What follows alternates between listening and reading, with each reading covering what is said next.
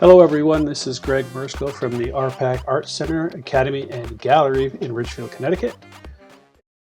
Photoshop Basics Part 1 and Part 2. And what we're going to do is we're going to show you really how to navigate the program of Adobe Photoshop by creating a new file, going over PPI, which is resolution for web and print. And we will go and investigate all your tools and your panels and your menu.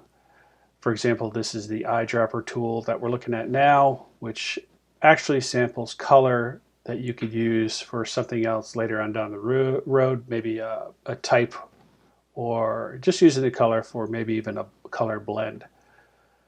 And as we go and move down, we'll give you examples of each one of these tools.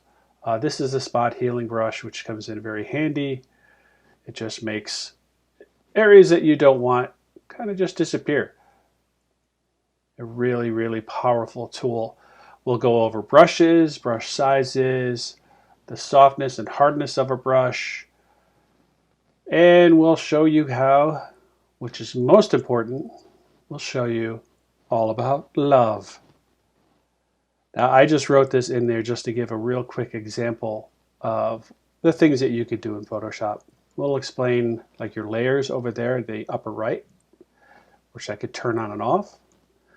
And now how we can digitally manipulate things that we create.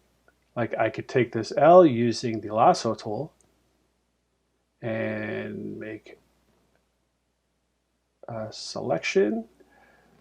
And now I can go to my mover tool, move that section, which is just the L, down right over here so it looks a little bit better.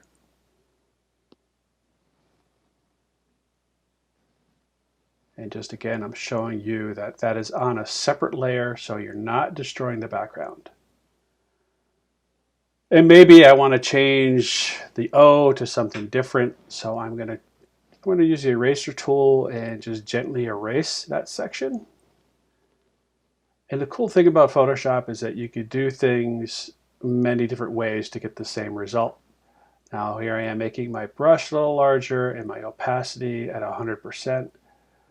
And that didn't work too good, so I reduced the size of my brush and I just erased the outside. Now if you notice, the L and the V have become erased a little bit. So I'm going to do my magic Command Z until I get everything back.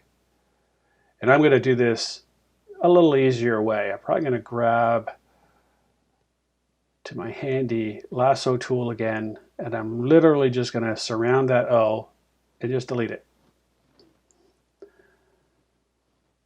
Now I think what I'm going to do is I'm going to create a new layer, and I'm going to make sure my forefront color is red. And I am going to grab my brush and I'm going to create a heart. Maybe make this a little smaller. And I'm actually going to make the heart to where it's a little bit of a mistake, and I'm just going to put it right over the V a little bit just to show you. Okay, so now that's in a different layer, so I can move it around to show you that.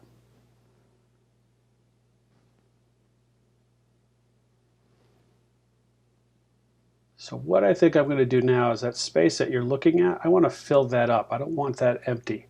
So I'm literally going to take my magic wand tool, make sure I'm on the heart layer, and I can literally name it heart.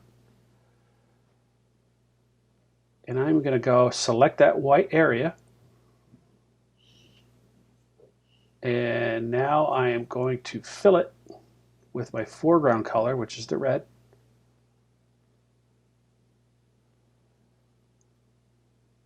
And now if you look here, it's filled, but I still see this little white halo. It's what Photoshop does to show you that you did some work. So what I'm going to do is I'm going to take my cloning tool, and I'm still on that heart layer, and I'm going to pick a spot by pressing Option, and that's where I'm targeting that red color. So click, release Option, then drag up to where you want to paint that red color. So I want to get rid of those white lines, and what you see is the cloning tool is following that red area that I chose, and it's repainting that white line, the little white halo. So again,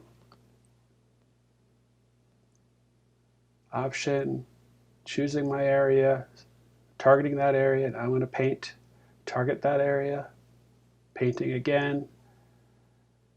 And it's all these little tricks that I can show you how to navigate through Photoshop. And I try to make it easy.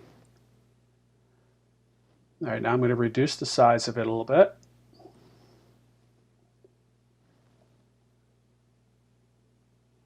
And what I want to do, because that heart is touching that V and it's a little big, so I'm going to start messing around with, maybe I'll go to transform. So edit, transform, and I'm going to try rotating it. Maybe that'll fix it. Grab your corner, rotate it. It looks good there, and it looks good like that, but it's still touching those sides, and that's bugging me. So I'm going to go right to transform again. I'm going to go to scale, grab my corner, reduce the size. That's better. So that looks pretty cool. Now maybe I will, let's see what I can do. Maybe I'll stick a drop shadow on there. So we'll go to layer style, and we'll go to just drop shadow. A cool thing with this, with the layer style, you could actually tell the light source where to go. So that's what that little circle is. So if I want the sun coming from the left, upper left, or upper right, you notice the shadow is moving to where that light source is coming from. So I'll mess around with this a little bit. And I'll make my distance, I can make it farther or closer. I can spread it out, leave it at 0. A lot of times I leave it at 0. I can make it bigger. And I'd like to reduce the opacity a little bit. And there it is. There's love. A lot of things that you are going to learn in Photoshop. This is the first part of the workshop. But again, go to www.rpacartcenter.com for details. Thank you.